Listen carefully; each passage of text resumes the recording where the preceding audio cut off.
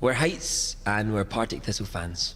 Welcome to the Backs to the Wall podcast. Four mates talking all things football with some special guests and other sporting shenanigans thrown in as well. This week on the Wall, Scottish football is back after a long absence, albeit there's a slightly different outlook this time, but rivalries are certainly still there.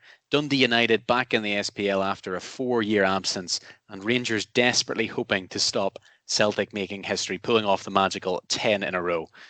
The SPL never fails to disappoint off the pitch as well. We had those COVID-19 breaches involving Celtic and Aberdeen. We'll be talking about all of that.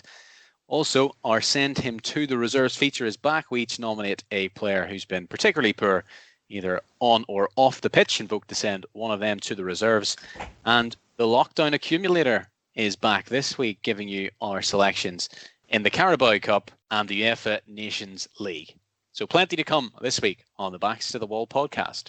So Scottish football is back. Jamie, Andrew, delighted to have football back in Scotland. Oh, yeah, it's been a too long a wait in some ways. I've been trying to get myself into watching sort of the German football when it came back and Spanish, but nothing's quite like for me watching Scottish football. And although the quality is sometimes not there, I don't know, just because it's so close to home, there's nothing quite like it for me. And I suppose it's a bit strange. The last couple of years, Partick Thistle have been out of the top flight, so it loses a bit of its interest. But I'm definitely happy to have everything back underway, and I can sit on a Saturday and at least keep up to date with what's going on. A lot of hard work went in to get Scottish football back on track again and get the season started, and a few questionable decisions made by a certain Celtic individual and a handful of Aberdeen players.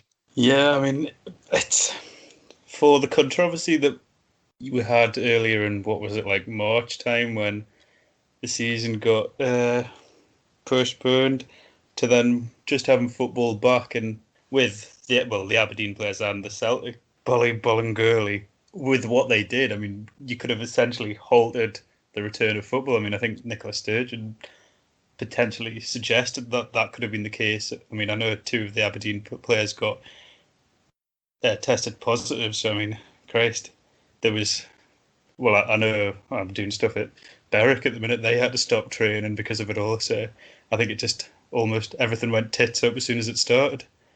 It seemed just insane for professional footballers in the highest league in Scotland to are setting an example to go out and be so stupid. I mean, in one way, it was bad enough to go to a pub, but for Bolingoli, to travel to Spain and for one evening. I mean, what is the point? I mean, was he going out there to maybe speak with a club? Does he have a girlfriend or boyfriend out there? Like, what was he going? What is the need during a pandemic to go away for one night and come back and not tell anybody? I thought. Well, it said, and Celtic confirmed that it wasn't transfer talk, so it must have been to go and get his hurl. That could have been the only other reason. He's not from Spain, so I don't know why on earth you're going for one day. It is crazy. I mean, Bolingoli is actually my reserve player this week for the stupidity that he's done, but it's just beggars belief. I think it's the correct saying for what he's done. Especially how Spain has been a hotbed recently of coronavirus cases. So it put the whole of Scottish football in jeopardy. But this came after the Aberdeen incident, if I'm right in saying.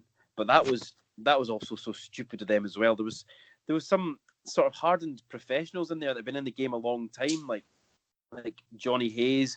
McGeoch's been around a decent amount of time. Even like McKenna for Aberdeen. They were all in the pub after getting beat by Rangers. You go 8 of you to a pub. What is there to celebrate? You should be going, in my opinion, if you get beat, you should be going home and having a long, hard think about what you could be doing better. There's no real need to celebrate after something like that. So it was really just, it was terrible decision making from the 8 Aberdeen players, and just honestly unthinkable. I don't know what was going through Bolingoli's head getting on a plane and going to Spain.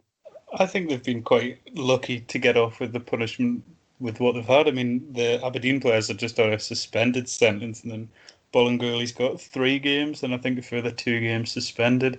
if you're looking at it, I mean, both clubs are probably lucky to avoid some sort of serious sanction. Yeah, Yeah, it did almost seem like they just kind of wanted to get it brushed under the carpet, move on as quickly as possible, and I think now Aberdeen say that all the players were heavily fined. Now they didn't tell us what that constitutes, but yeah, I mean you're both right. The volleyball and goalie one especially is just unthinkable. But we shouldn't dwell. We should move on because it's been a really interesting start to the season. Good start for Rangers. Only one draw, one blemish on their record. Livingston, I believe that was. It was a 0-0 draw, wasn't it? Hibs have started well. Celtic, of course, they're 6 points back, but do have 2 games in hand. Are there any surprises for you the way the season's started? I suppose the big shock, you would have to say, 6 games in, is Motherwell are bottom and yet to register a win. Yeah, absolutely. I thought Motherwell would have got out of the starting blocks pretty quickly this season after having a really successful campaign towards the top of the Premiership last season. But they really have stumbled out the blocks, and it's been quite a strange one. I know they've been unlucky on a few occasions, but I really just expected them to cope a bit better than they have. And I know they played Celtic last week, and Celtic were obviously looking to stamp a bit of a statement on the league because they'd just been beat by that Ferencváros, the Hungarian champions, but humiliated and put out of the Champions League. So it would be always a difficult one for Motherwell to come out and win that. But I think, was it 5 or 6 games now without a victory? So yeah, questions are probably starting to be asked. Although I think Stephen Robinson's got what it takes to turn them around. So I'm not too worried for them at the minute. I suppose the big thing that one of the big things you mentioned there was Celtic getting knocked out of the Champions League so early on. I mean, I wouldn't say funny is the word, but as nice as it is to see sometimes the underdog do well, it's probably a worrying thing for more Scottish football, for the coefficient kind of rulings and that as well. I mean, whether or not that would have an effect in seasons to come. And you could also suggest it's worrying for Celtic, as arguably are they becoming a weaker team? Are you looking at now, this could be the year that Rangers push them all the way? Yeah, I mean, you're absolutely right. We're only into September and Celtic are already out of the Champions League, and I think this is the 3rd consecutive season now that they've been eliminated in the qualifying rounds. So, but it's a new low. It's their earliest exit in I think 15 years, and you do kind of have to ask questions. Arguably, it could be good news for them now. Maybe they get to concentrate more on winning, 10 in a row. But yeah, worrying times, you'd have to say, for Celtic, that they've already proven themselves in they've won everything you can win when it comes to Scotland. And Neil Lennon's arguably he's already secured his name in history books, but out of the Champions League at this early stage is probably a new low for them. Yeah, I was quite surprised in a way to see Celtic sort of falter and get knocked out, but at the same time, Neil Lennon, I'm a bit of a skeptic. He seems to, the style of football that he gets Celtic to play is very sort of possession based, but he seems to really struggle at times to break teams down, and we saw it against Dundee United when they had to rely on a really late winner from a jetty a couple of weeks back, and they've scraped by on a couple of other occasions in the league as well. But they have all of the ball, or way over 70%, 75% possession, and an unbelievable amount of shots, usually in the low 30s, compared to sort of the other teams 6 or 7. But they're not turning any of their chances into goals, whether that's been poor striking or sort of poor build-up play. They just seem really poor in the third, and they seem to get countered, and they seem pretty shaky when it comes to that. And it makes you also think, and it's been out in the press recently as well, that some of the Celtic players don't want to be there. The centre back Ayer, he looks to be looking for a move. Olivier Ncham, the central midfielder, and you've also got the speculation surrounding Odsonne Edouard maybe going to the Aston Villa or Leeds. So it's a bit shaky at Celtic at the moment, and I know a few Celtic fans there they're pretty worried at the moment, especially with how Rangers have started, not conceding any goals in their first few games of the season. So, yeah, it's a bit of a strange one. Just when we're talking about the Champions League, an interesting point to make is in terms of other shocks that we had. Coleraine defeated Maribor the following night to Celtic going out, and Coleraine, who are an Irish League side that I would follow, will now play Motherwell in the next round. What is that, the second qualifying round of the Europa League? The last time Celtic were thwarted going for their 10 in a row was in 1975. It was by Rangers, and in that season, Celtic were knocked out of the European Cup in the first round. That was by Olympiacos. So possibly we're going full circle here, and yeah, I think you're right, Jamie. Rangers so far have looked pretty good. Kind of moving on to like the transfer side of things, I think for Celtic especially, you can't constantly sell your best players and replace them with or not replace them with the same quality, which is kind of what they have been doing the past few years. Eventually that's going to catch up with you, and then you look on the other hand with Rangers, each year they've kind of progressively improved their transfer policy. I mean, this year I know a lot about John McLaughlin. They've signed him from Sunderland on a free transfer. I know Alan Macgregor's been injured, but there's no surprise that he's started a lot of the games and done well. And I think Kemar Roof as well is a good sign for them. And you never know. I mean, you never know with Rangers, with the results they get. But could it be the year they stop Celtic? It's also a bit of a statement of intent from both of the old firms signing pretty big strikers, like you're saying about the boy Roof and Itten going to Rangers strikers, and at Celtic they signed Ajeti from West Ham. It sort of shows that perhaps to Edouard and Morelos that maybe they're not as, I don't know, that they don't hold all the cards, that they can't just throw a tantrum or whatever and expect to play every week. You've got other good players now waiting on the sidelines, dying for their chance. So it'll be interesting to see actually if Morelos and Edouard sort of knuckle down and want to stay, and I'm sure they'll have fantastic seasons if they do. But at the same time, I wouldn't be surprised if they get taken away by a English Premiership club or even to France. That'd be interesting, definitely. Yeah, I think Celtic, not that they were going to struggle, but I think that will really affect their chances of the 10 in a row if they don't hold on to Edouard. And I suppose that's something that I'd like to hear what you guys think about it. But when you look at Rangers, how important do you think Morelos is, and do you think he would look out of place in say a Premiership club or a Championship club? I don't know. I think he's got the potential to do all right, but when you see him, he does miss a lot of chances. Now, when you go into the Premier League, sometimes you only get one or two a game as a top striker, and I know his finishing is good, but sometimes he does miss horrific sitters as well. So it's one of those. I mean, what I'm saying is I don't know, but I think he's probably worth a punt from some sides. Yeah, I'd say so for Morelos. I mean, he's one of the best strikers that Rangers have had since Nikita Jelavic, and he went down to England and had a fairly good spell in the Premier League. And I'd say that, having seen Morelos a few times, he's a deadly finisher. And if he just maybe has his head screwed on a bit better, and he seems to have matured a little bit, he's got great hold-up play as well. I reckon he could be a success and he's worth a punt, I think, in one of the teams in the Premier League as well. I'd also noticed that there was some interest. I don't know how true this is, but Arsenal were sniffing about Edouard as well, and he's a big, powerful striker as well who can really, really change a game, and he's a great striker. So Hadji, of course, signing for Rangers, and El Younousi going to Celtic. Johnny Hayes back to Aberdeen on a free. One player I wanted to ask you about, Jamie, because I'd read in one of the papers what they reckoned was one of the top 5 signings in the SPL this season, and it was Kevin Nisbet, who I think was released by Partick Thistle a few years ago, and he's ended up with Hibs, hasn't he?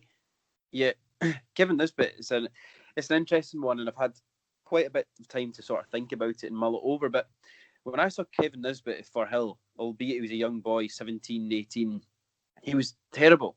He maybe had a handful of times, and in that time he really didn't impress at all. He didn't look like a sort of young player who was hungry to get on the ball or take people on, anything like that. He really was poor, and I never thought anything of him. And I didn't really bat an eye when we released him. I mean, in hindsight, I would have absolutely loved for us to keep him on, and maybe we were a bit too quick in letting him go, and maybe we could have loaned him out for another couple of seasons, and we would have reaped the rewards now, I'm sure. But he went to, I think it was after Thistle, he went to Dumbarton, and I think he scored a couple of goals there, but nothing too spectacular. But it was when he went to Raith Rovers that in the third tier of Scottish football, he just was absolutely battering them in. He was scoring all the time, and then that's when I started to notice and thought, oh, here we could have missed out on a player here. And then their local rivals, Dunfermline, pried them up a league when they went up, and he was almost as good as Lawrence Shankland for scoring goals in the Championship in Scotland, and it was the two of them just setting all new standards in that league. And now he's gone off the boil the last couple of weeks, but he's certainly scored. I think it was 3 in his first couple. So he scored a hat trick against Livingston. I think that might have been in the second game this season. But I think, as you say, it looks like it could be a good signing for Hibs, who are going pretty well so far, you'd have to say. What do you make of, I suppose, Dundee United being back? I mentioned they were absent from the SPL for 4 years, so probably overall you have to say it's good to have them back. They must be one of the bigger clubs in terms of Scottish football. I suppose taking away any sort of personal vendetta or anything that I have against Dundee United, because I do really dislike them, but it's good to have them back. They're a big side who can get big crowds into Tannadice, and they can play some lovely football, which they have done already this season. I was really surprised to see, after Robbie Nielsen got promoted with Dundee United, just there at the end of the season, just gone, he decided to leave and come down with Hearts. He is a Hearts man after all. He's played some of his career there and he'd managed them before. But now Mickey Mellon's in charge, and they've had a good start. They've had a couple of wins, and also they've tasted defeat. But they look really quite solid. They kept out Celtic for most of the game, seemed pretty strong at the back, and also they've not even got Shankland at the minute, so they've been relying on Nicky Clark and Peter Pollitt to fire in some of their goals so far. So they've not even got their talisman fit and ready yet. So I don't see Dundee United struggling this season too much. I think they'll be okay, and I wouldn't be surprised if they finish mid-table or even higher. Are there any other players that you're excited to see this season in the SPL? I always Hibs have been really impressive so far. Obviously they've got, Andrew knows, they've got former Sunderland boss Jack Ross at the helm, and they're playing some tidy some tidy stuff so far this season. I love watching Martin Boyle, the Hibs winger. He's really quick, got a great delivery, pops up with a goal, and he's a really exciting player. They've also got Nisbet, like you said, and Scott Allen, who's a sort of attacking midfield, a centre mid sort of attacking midfielder who can really ping a pass and score you a goal. So I think Hibs look to be a good package this season. I'm really excited to sort of see them and some of their players coming together and see what Jack Ross has got to offer this season. Anything you want to say about your former manager, Andrew? Well, I'd quite like to see him do well. I've got no bad blood with him. I think when he was sacked, it was the right decision. However, looking at the manager we replaced him with, I probably would have preferred to have kept Ross, looking at it now. But no, I think he'll do all right. He knows the league evidently better than what he did in England, knows the players and that, and he doesn't play horrific football. For some reason, when he was with us, we would just go 1-0 up in games and then shit ourselves and then go on the back foot and then draw 1-1. But no, I see how he does. And I suppose as well, Sunderland is cursed in many respects. When you think of the great managers who have gone there and just couldn't get it right. You think of the David Moyes of the world, the Simon Graysons, Chris Coleman. Yeah, heroes of the game. Don't worry, Phil Parkinson will be guiding the team to a solid 12th finish this season. Which sides do you think are going to struggle in the SPL? There's this season. There's probably a few familiar teams that you'll go in there. I, for one, I'm praying that Hamilton get relegated. But what are the other sides? I mean, St Mirren, they've had a decent enough start to the season. It's really difficult when you look at the table, because you've got teams like St Mirren and Ross County have had decent starts. Each of them are in the top six at the minute, albeit after they played 5 and 6 games respectively. So it's difficult. It's early days. Hamilton haven't had the best of starts, but they just seem to. They're always everybody's favourite to go down, even mine usually. But they just seem to grind out results. They have that plastic pitch in New Douglas Park, which seems to work in their favour. But they also seem to get big results now and again. They get a draw of Celtic or Rangers, maybe a win against an Aberdeen. The other teams down that bottom end struggle to do throughout the season. So I wouldn't be surprised if they stay up. But yeah, for me, maybe, I don't know, St Mirren, I wouldn't be surprised if they sort of are fighting it out down there again. But Jim Goodwin, he's a good manager. He was good at Alloa before he came up to St Mirren. So it's hard to say. I was going to say, though, Livingston, they are doing really, really well at home. As you said, they drew against Rangers already this season in a 0-0 draw. They've also got a plastic pitch, and they very seldom lose at Almond Vale or the Tony Macaroni Arena, but they're horrendous away from home. I think since being promoted, they've only won a couple of games away in the couple of seasons now that they've been in the Premier League. So they need to sort out that away form, and if they don't, then I really think they'll struggle this season. I suppose it is maybe worth asking the question. First of all, who do you both think is going to win the league? Do you think Celtic will get 10 in a row, or do you think Stephen Gerrard will win his first piece of silverware in Scotland? I think Celtic will still do it this year. I think Rangers, I know I was saying potentially it could be their year earlier on, but I think they could be one more year away from having that squad to properly fight, because they fell off a bit towards the end of the season last year.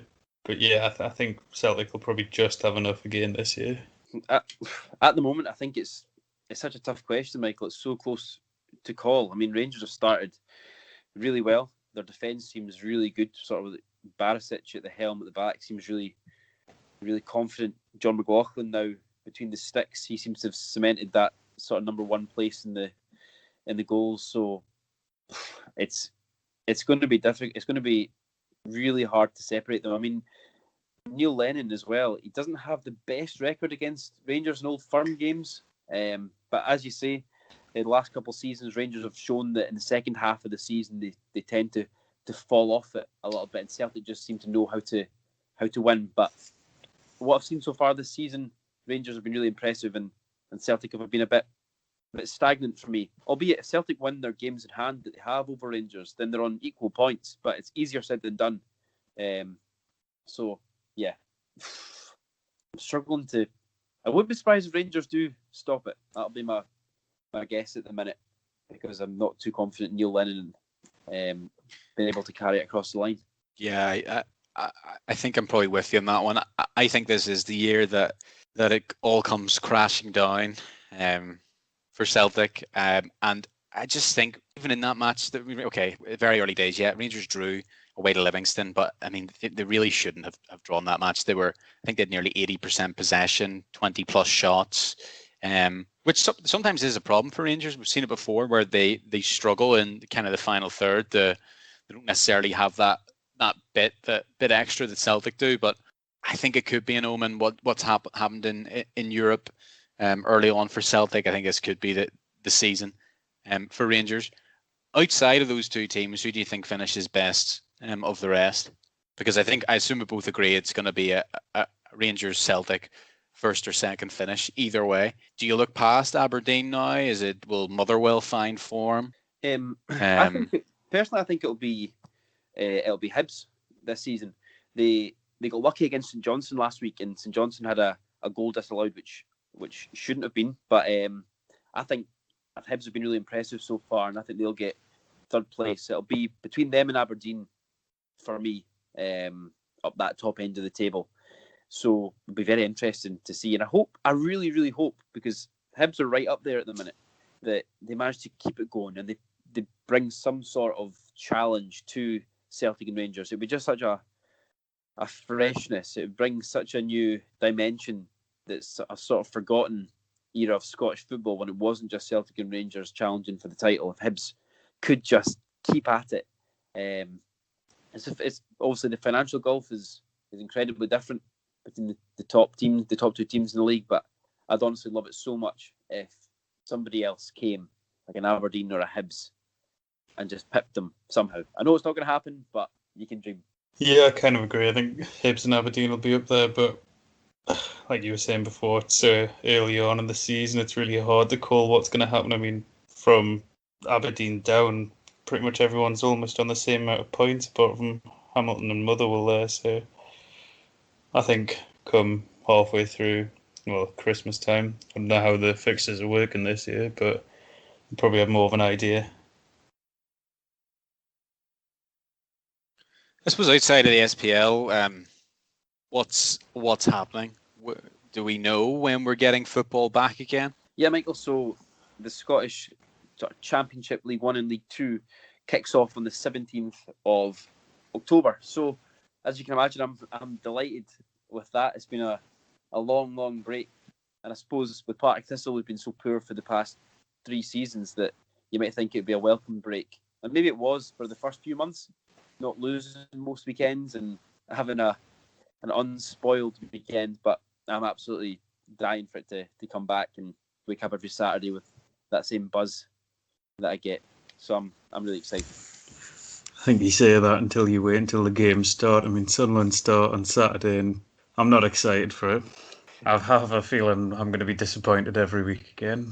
But anyway, back to the Scottish ones. I think probably the lower leagues are hoping to kind of coincide with the return of fans, because I know in England there's talk of fans returning October time. I don't know if that's the same with Scotland, but it would probably make sense, because especially the lower league teams, they're the ones that struggle without the fan income. So it would be nice to see fans back in the stadium by then anyway. Yeah, I think as well, Jimmy, you mentioned there, it's almost been like therapy not having to watch Partick Thistle at the weekends. You're glad they're back, but an interesting couple of games for them. I've just looked at their opening fixtures: away to Clyde on Saturday the 17th, and then at home to Airdrie. So 2 sides that Thistle have a decent bit of history with over the years. Yeah, it's sort of a historical couple of derbies in there. I mean, I'm only just turned 24, so it kind of almost goes beyond my when I was sort of getting really into football. But yeah, Clyde and Airdrie were historically big rivals with Partick Thistle. Draw reasonably big crowds, and over the years, I think there's a few battles between the sides. But no, it'll be good. Although Clyde and Airdrie had really fallen off it for a while, especially Clyde. They sat down in the bottom tier of Scottish football for about 10 years. So we weren't playing each other in a league setup for a while. And Partick Thistle were in the Championship about 8 years ago now. Our last time we were here, we were in the Championship. Sorry, we were playing Airdrie, so a bit more familiar with them. But it'll be really, really interesting, and I really hope that fans are allowed back in the grounds for a sort of tasty rivalry in the first couple of games of the season. I'm sure Thistle fans, Clyde fans, Airdrie fans will be feeling the same. I know a few Clyde fans who are saying they're itching to try and put one over on Partick Thistle after all these years, but we'll soon find out, I'm sure. Andrew, what's your realistic expectations of Sunderland this season? I've honestly got no idea. I mean, I've not been overly impressed with our transfer business, but that's not really helped with the salary cap that they've just put in. But the standard of League One's lifting as well, so I think it honestly depends on how we play. I mean, Parkinson doesn't play the best football. He's kind of a master of like a scrappy 1-0 game and just clenching bum time. But I think I won't be surprised if we finish anywhere between like 3rd and about 12th. It could be that open of a season for us. our opening games aren't easy, and I've got no idea. I'm concerned. That's what I'm going to say. I'm concerned for the season because we don't have a chairman at the minute either. We've got no board. Well, we've got board members. We've got no fucking chairman, no director. We've apparently been getting sold for so long, and it's a mess. Andrew, to bring things sort of back up to Scotland, I'm not sure you've mentioned on the podcast yet, but you've had some news about a potential job lined up with Berwick Rangers. Yes. Well, I'm meant to be doing like match day reporting for them. Evidently, with my ankle, that's kind of on hold at the minute. But I have done one or two articles for them for the fan club or whatever. But I think come October, I've just had a message there saying that I think there's 3 of us that are doing it at the minute. So I'll be going to at least 1 or 2 Berwick games every month, which will be good. It'd be nice to go. I used to see them quite often when they were in League Two, but I think I went a few games last season and they weren't the best. But speaking to the manager, he seems hopeful of his additions, but yeah, it could be interesting. There's been a sudden rise in sort of players who are playing at a high standard of Scottish football dropping down to the lower leagues. I think it's due to the uncertainty around the coronavirus. There seem to be good deals put on the table by sort of junior sides and amateur sides in Scottish football, such as like Kelty Hearts, Gart Cairn, to name but a few. The likes of Stephen Saunders from Partick Thistle, he just signed yesterday for Gart Cairn, and he'd been playing Championship football last season, and he suddenly drops about 7 or 8 divisions lower. And you've got Callum Higginbotham, who came from Real Kashmir over playing in the Indian League. He's now gone to Kelty Hearts. Paul Payton's gone to I think is it Kelty Hearts as well. Oh, my mind's escaping me at the minute. But Andrew, you might see a few sort of star signings coming in the Lowland League. Yeah, when I was speaking to the manager, that's one thing he said he was quite concerned about. I mean, evidently Berwick's budget cannot match with those teams, so I think they'd have to lower their expectations even more for the season. But I think with these players going down, it's just kind of a sign of the times at the minute. Like, it's more stability for them having a normal job, let's say, and then play football part-time. Sure, well, I think East Kilbride, that's the team that Paul Payton signed for. And he was at Dunfermline last season, one of their better players in central midfield. And also Partick Thistle legend Chris Erskine, he just left Livingston at the end of last season and was wanting to move back to Firhill, but it seems that a deal couldn't be agreed, and he decided to take the step down, and he's now in the Lowland League. So they'll have a sensational team pushing for the championship in that division that you're in, Andrew, in the Lowland League, pushing up for League Two. So moving away from the SPL, we do have some friendlies coming up. The UEFA Nations Cup. Is that what you call it? No, UEFA Home Nations League, I think. Yeah, we have the UEFA Nations League coming up. How are you saying UEFA? What way do you say it?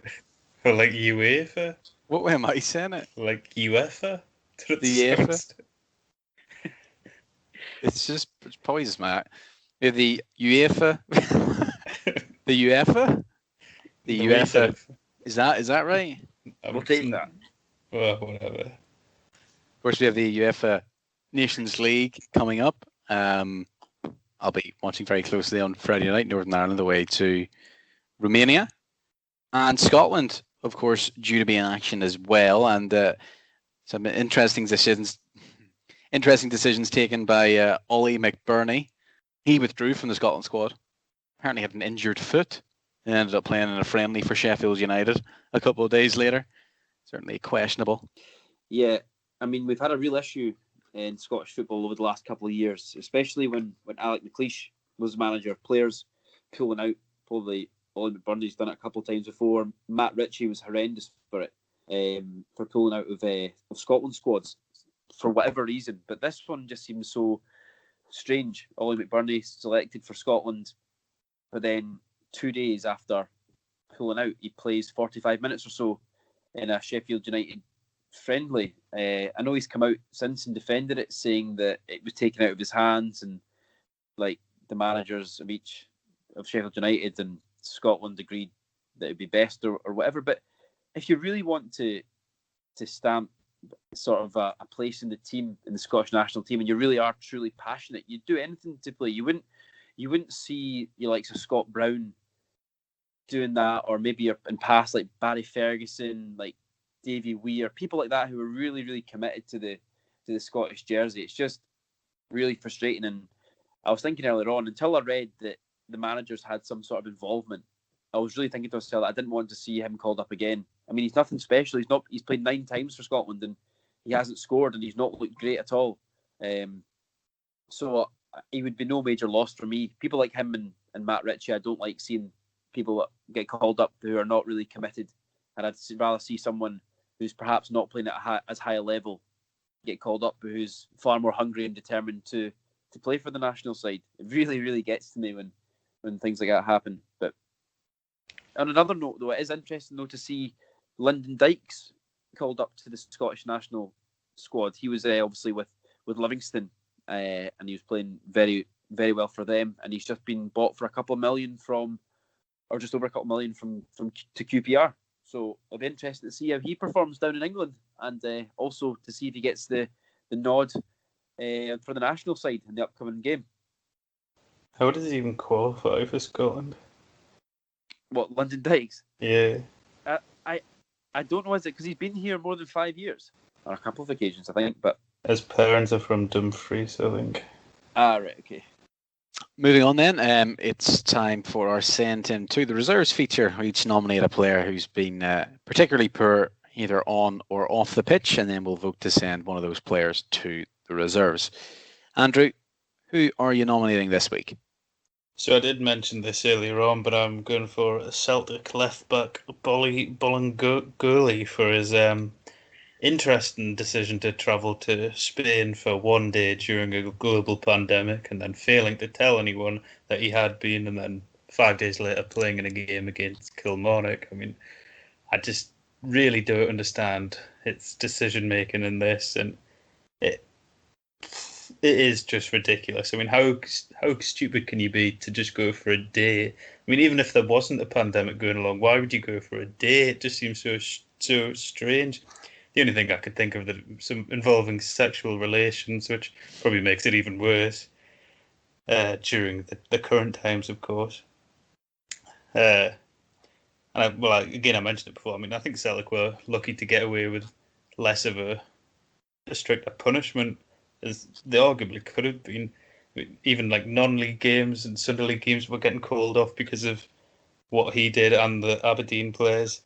And at the end of the day, it's just dangerous. I think that's the one thing. It could have affected so many lives, what he did. I mean, I know he got tested negative, but the fact that he was mixed among the Kilmarnock players when he was playing, and even the Celtic players whilst training, it's just ludicrous.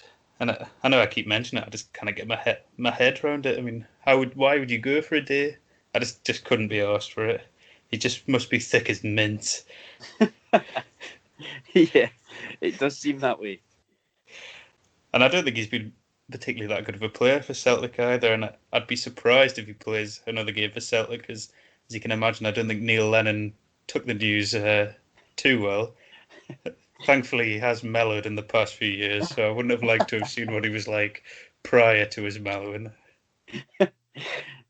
Yeah. Andrew, do you want to run us through some of Neil Lennon's actions since he claims that he's mellowed? Well, I remember when he took the Celtic job again and stating that he had mellowed as a person, and I'm pretty sure it was the game after, he was running down the touchline, helicoptering his arms around. Did he not pick the corner flag up or something? Or he did something stupid like that, running to like the fans. Yeah, he ran up to the Rangers fans doing like a helicopter celebration when they drew 5-5 with Hibs, and I think there was a last minute winner or something, or equaliser against Kilmarnock, where he was straight down to the corner flag. The man's mellowed. But yeah, Lennon said on Bolingoli there, it's one of the worst behaviours I've seen from an individual. I just can't fathom it. And for Neil Lennon to say it was one of the worst behaviours he'd seen, it must be bad as well. And he has been given a 3-game ban with a 2-game further suspended one, which I think he's got away with lightly. But is he really going to play for Celtic again? I don't think so. And for what he's done here is almost what the reserves has been created for when some player does some stupid or idiotic thing. And yeah, for his one-day trip to Spain, Bolingoli has to get sent to the reserves for me. Yeah, strong nomination there. Jamie, what about yourself? Usually, most weeks I'd be pretty concerned after hearing Andrew's case for Bolingoli there that it would be a shoo-in for the reserves. But I think I've got a pretty good one that will rival it. It's the infamous Mario Balotelli. Now, I know I'm trying to keep this quite concise, but there's so much that I could go into detail about. But what I'm going to say happened about when he was at his time mostly at Manchester City about nine or so years ago. But the guy's got such a huge list of terrible things that he's done. I mean, so the first one I may as well get started off with. He was caught basically in a strip club in Liverpool at 2 a.m. I think it was the day before playing against Liverpool, and then so he obviously got reprimanded for this. But then in the game against Liverpool, he pulled up his shirt which read "I love you, Rafaela," which was his girlfriend at the time, to try and apologise. So, I mean, I don't know how well it went down. I didn't manage to find much about it, but I'm sure she wasn't too impressed. Now, I know myself, if I was bursting for the toilet and driving through Manchester, it wouldn't be my first protocol if I saw a high school to just park your Bentley or whatever it was, or Ferrari that he had in the school grounds, and he basically ran in to use the facilities in a high school. But then he didn't just leave. Apparently, he just was like kicking about this high school for a while before he got ushered or heckled out, which is just really strange in itself. In 2011, less than 12 hours before a Manchester derby, he was at an Indian restaurant where he got into a joke fight with one of his friends that was at the restaurant because they went into the kitchen and started pretend sword fighting with 2 rolling pins, which escalated, I think, out into the streets. So it's so bizarre. But it must have been a good curry, because I think he went on to score twice in the Manchester derby the next day in that 6-1 victory that City had over Manchester United. Now we get on to some of the more serious ones. Is that he set off fireworks, which ended up going off in his bathroom and setting it on fire. Now, somehow, after setting your bathroom on fire and being one of the most unpredictable and stupid people in the English game, he somehow got made sort of the firework safety spokesman. Yeah, he was like the poster boy for fireworks safety, which, I mean, interesting for what you've just done. Yeah, which is just insane. The guy who's the poster boy for sort of fire safety has set his own bathroom alight because he's been setting fireworks off in there. Now, this isn't the only thing that he's done. I mean, on the pitch, he got sent off for karate chopping. I think it was karate kicking a Dynamo Kiev player in a game that Man City went on to lose. Wouldn't have helped with 10 men. He had that terrible miss against LA Galaxy where he was 1-on-1 with the keeper and tried some sort of Maradona turn flick into the net where he backheeled it terribly wide and got substituted by, I think it was Mancini, straight away. And then I remember basically all football world blew up about how disrespectful he was. But he also was fined £100,000 because he thought it would be hilarious to somehow he sourced darts and was throwing them at the Manchester City youth players around the training academy, just winging them. I mean, these boys they'll be stars for the future. You'd like to think, and he's sort of threatening seriously injuring them with these darts. Apparently, he was absolutely winging them at these young boys. So it just seems absolutely insane. And the one that I'm going to finish off on was that he was caught trespassing in a women's prison in Italy about 7 years ago or so, where apparently he just wanted to see what it was like. So he basically just pulled up and just basically went through security forcefully and ended up being sort of detained. He didn't get charged or anything, but that just seems like typical Mario Balotelli. But if you don't side with me this week, then I don't know how I'm going to present a stronger case. He is a bit of a character in the game as Mario. I mean, it fits well that his one and only assist is that crazy assist for Aguero when Man City won the Premier League in the last game of the season. But I think a strong memory of him was when he couldn't get the bib on in training. That was a pretty funny moment.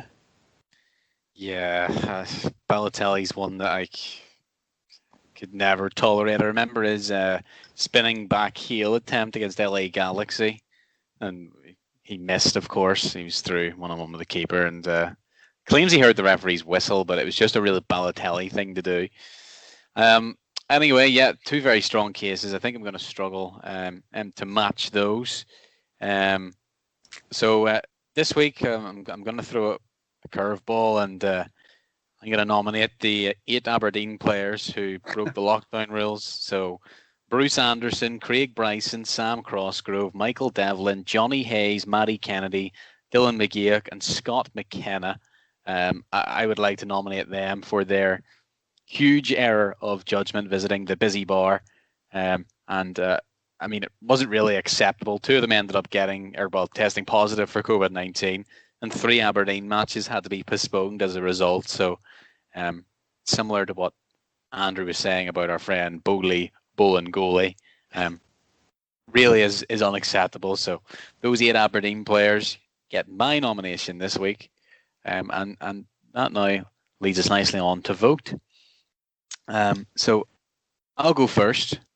And this is a player who I think would not look out of place on the backs to the wall reserves bench, and that is Mario Balotelli. I'm going to vote for Jamie's nomination. Thank you. I'd just like to finally add that he got his Maserati impounded 27 times in the Manchester city centre because he just didn't care where he parked and racked up £10,000 in fines.